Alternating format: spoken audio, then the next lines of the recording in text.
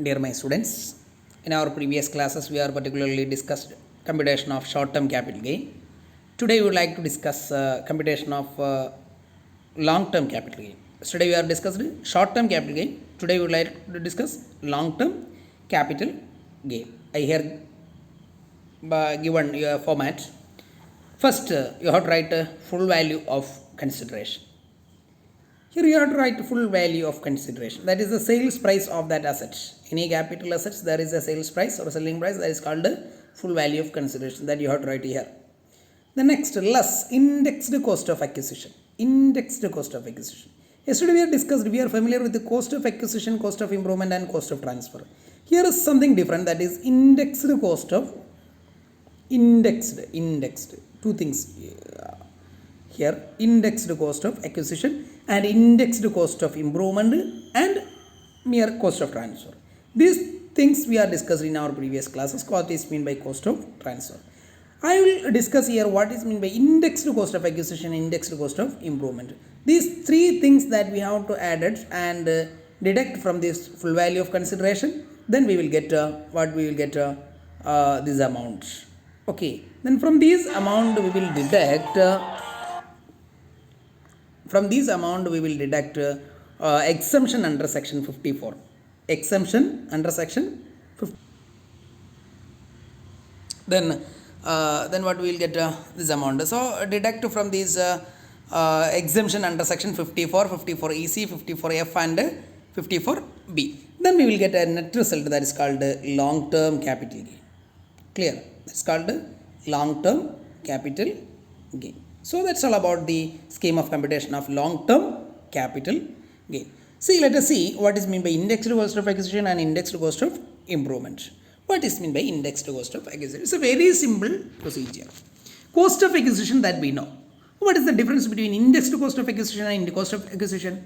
Indexed cost of acquisition is the cost of acquisition that is indexed by applying the cost of inflation index. Simply we can say that CII. It is a probable question for 1 mark. What is meant by CII? Cost of inflation index. It is done to adjust for inflation over the years of holding of the interest. Clear? It is done for adjusting the inflation over the years of holding of interest. Clear? So how to index the cost of acquisition? We know the cost of acquisition. So by using this cost of acquisition, we have to apply a formula which is given here. Then we will get indexed cost of acquisition. How to calculate cost of acquisition? It's a cost of acquisition that is given in your problem. Then next one, that is multiplied with the CII of the year of transfer. Means there is a table in your text, cost of inflation index table, that shows index of different years. Okay, so from 2001 to 2002 onwards. 2001 to 2002, that is base year 100. It is considered as a base year. So CII is 100. And then 2 to 3, 3, 4, 5, 4, 5, 5, 6, like that up to 2019-20. It's a table given in your textbook. So you have to take this indexed cost of inflation, the value in which the transfer taken places. Clear? Then divided by CII of the year of acquisition. In which year we are acquired this asset. So two inflation index that we have to consider here. One is that date of sale and date of purchase. First one, cost of acquisition into CII of the year of sale divided by CII of the year of purchase. Clear? Then we will get indexed cost of acquisition. Then next, indexed cost of improvement. Any expenditure that is incurred on any improvement in asset is permitted as deduction, and that cost can also be adjusted on the same time in such a way that the indexed cost of acquisition.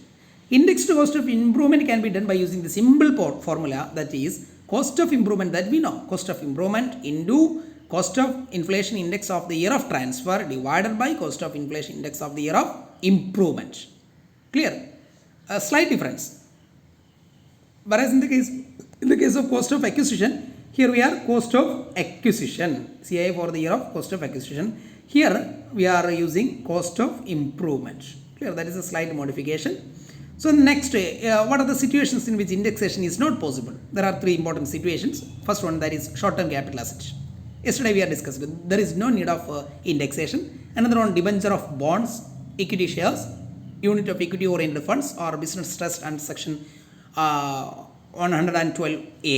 So these are the situations in which indexation is not possible. Okay. Then let us see what is meant by CII, cost of inflation index. Cost of inflation index means central government specifies the cost of inflation index by notifying in the official gazette considering average rise. Please listen. Considering the average rise in the consumer price index for the immediately preceding previous year. So this is an important point. Okay. The base year is the first year of cost of inflation index and has index value as 100. Okay, I already given the message 2001 to 2002, that is 100. Index of all other years is compared to base year to see the increase in the inflation percentage. Clear? That's all about today's discussion. Thank you to all.